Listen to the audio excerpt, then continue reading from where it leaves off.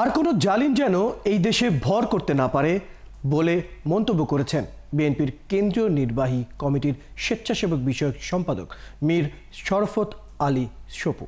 দুপুরে মুন্সিগঞ্জের সিরাজদি খান উপজেলার জামিয়া ইসলামিয়া হালিমিয়া মধুপুর মাদ্রাসায় বিএনপির ভারপ্রাপ্ত চেয়ারম্যান তারেক রহমানের সহধর্মিণী ডাক্তার জুবাইদা রহমানের জন্মদিন উপলক্ষে আয়োজিত বৃক্ষরোপণ কর্মসূচির অনুষ্ঠানে তিনি এই কথা বলেন। তিনি আরও বলেন, পরবর্তী প্রজন্ম যেন একটি সুন্দর সুশৃঙ্খল ন্যায়ের বাংলাদেশ পায়, সেটাই প্রত্যাশা।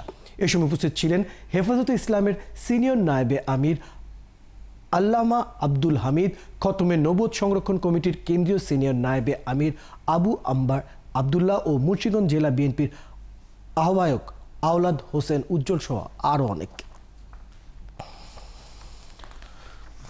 দুর্নীতি থেকে আমাদেরকে বাঁচতে হবে, আমাদের সামনে প্রজন্ম যারা আছে তাদেরকে সামনে দিকে নিয়ে যেতে হবে।